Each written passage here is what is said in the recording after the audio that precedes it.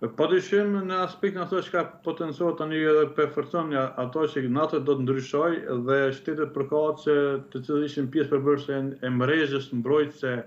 të Shtetit Bashkuar të Amerikës, e cila është promotore kryesore e NATO-s, padyshim tani më kanë filluar të mendojnë dhe të konceptualizojnë veprimet e saj në konceptin e krijimit të aleatëve brenda kësaj strukture apo brenda frymës euroatlantike. Prandaj kjo doktrinë e re dhe kjo direktivë e re e ndryshimeve strukturore brenda NATO-s e forcon shtetet e Evropës të cilët janë promotore të dy dhe të tre në kuadër të Aleancës Veriatlantike. Pra ju mund ta imagjinoni, pra Aleanca Veriatlantike padyshim do ta mbajë primatin në një spektri të gjerë politik dhe më pak ushtarak, ndërsa përgjithësia do t'i bartët konceptet e vendeve përkatëse me të cilën tani më Britania e Madhe, Franca dhe Gjermania do të përballen në konceptet e krijimit këtyre aleancave të reja dhe forcimit në mënyrë bilaterale, por njëkohësisht edhe Polonia do të përkujdeset për pjesën e Litanisë, Letvisë dhe Latvisë dhe pjesës e Rumanisë, Çekoslovakisë, pra këto janë veprime që do të mbesin për të parë, por që NATO po ndryshon,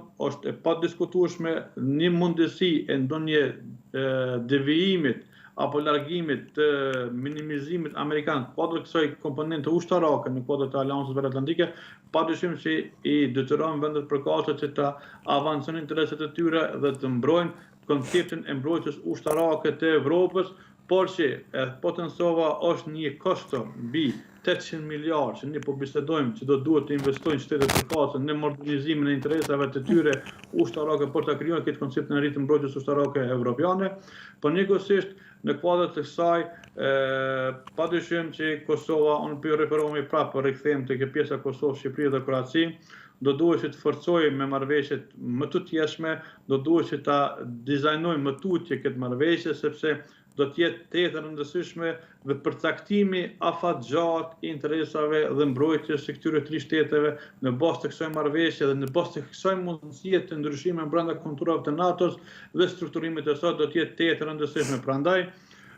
unë shoh që ne do të shohim avancim edhe në industrinë e mbrojtjes. Shqipëria vetë ka nënshkruar një marrëveshje në kuadër të takimit të samitit që ka qenë edhe Zelenski në vitin 2024 në Tiranë zyrtare. Prandaj ky modernizim dhe ky avancim do të jetë i rëndësishëm, por që rrezikset do të mbeten në Smeralda, sepse ne do të shohim dhe do t'i komentojmë padyshim në të ardhmen sabotazhet, spionazhet të cilët mund të ndodhin në kontura të caktuara strategjike që do të mund të ndërmeren nga shtetet përkatëse, siç është Serbia, Rusia dhe vendet e tjera që tentojnë tani më të marrin informacione sa më shumë relevante nga zhvillimi i kësaj marrëveshje se si do të praktuar dhe aplikohet në terren.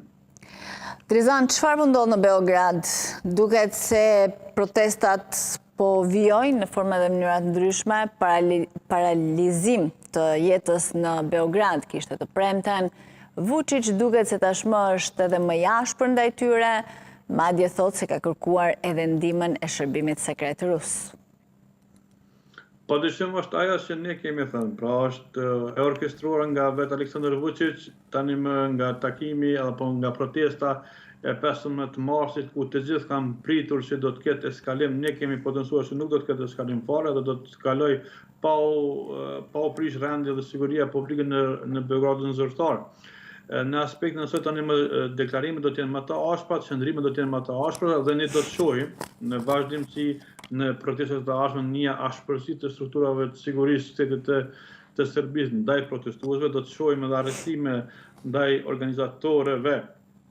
në thozat të cilët janë tani më janë duke i prirur mundësisë të cilën ka ofruar Aleksandar Vučić për të rrëzuar nga pushteti, sepse është një lojë politike perfide të cilën Vučić e ka praktikuar dhe tani më disa individë dhe grupe të caktuara janë duke menduar që mund të rrëzojnë Vučićin, që në fakt ata vetëm do dekonspirohen dhe do t'i mundësohet më pastaj aparaturës shtetërore të Beogradit të veprojnë ndaj tyre. Prandaj aktivizimi i strukturave inteligente ruse nuk është një sekret tani më publik, sepse kemi mbi 4027 agentë të cilët janë të punësuar në kuadër të strukturave shtetërore të Serbisë, nga niveli presidentes deri te niveli policor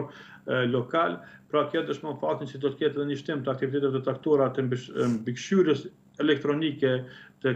telekomunikimit, të metodologjia dhe metodat dhe teknologjia do të përdoren nga ana e Rusisë, do t'i ofrohet struktura përkatëse të shtetit të Serbisë. Prandaj ne do shohim një protestë që do të përmbyllet sipas gjitha asaj në fillim të muajit maj, ku do të kemi zgjedhjet e parakohshme dhe nga ato zgjedhjet e parakohshme padyshim nuk do të kemi ndonjë ndryshim eventual politik në Beograd, dhe do të vazhdojë tutje politika e Aleksandr Vučić, por që me një përparësi të tij sepse qeverinë do të formojë deri në fillim të muajit gusht sipas projeksione, mund të jem gabim, por sipas projeksione, atëre 8 muaj